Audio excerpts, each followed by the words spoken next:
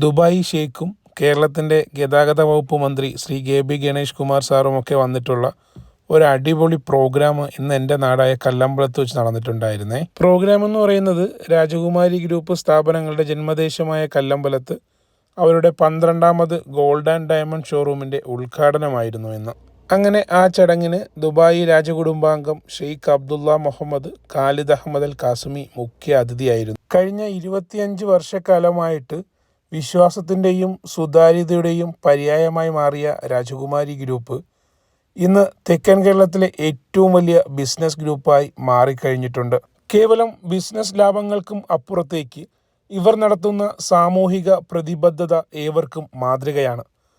അശരണരുടെയും നിരാലംബരുടെയും കണ്ണീരൊപ്പുന്ന രാജകുമാരി ഗ്രൂപ്പ് ഇന്നത്തെ സന്തോഷവേളയിലും സാധാരണക്കാരെ ഹൃദയത്തോട് ചേർത്ത് നിർത്തുന്ന സന്തോഷ കാഴ്ചയാണ് നമുക്ക് കാണാൻ സാധിച്ചത്. പലവിധ രോഗങ്ങൾ കൊണ്ടും കയറിക്കിടക്കാൻ ഒരു വീടില്ലാതെ ബുദ്ധിമുട്ടുകയും ചെയ്യുന്ന 8 പേർക്കാണ് രാജകുമാരി ഗ്രൂപ്പിൻ്റെ കൻവിനൊരു കൈത്താങ്ങ് പദ്ധതിയിലൂടെ ഇന്ന് ധനസഹായം കൈമാറിയത്. നാട്ടിലെ പാവങ്ങൾക്ക് സഹായമസ്തമേകാൻ രാജകുമാരി ഗ്രൂപ്പിന് ഇനിയും സാധിക്കട്ടെ.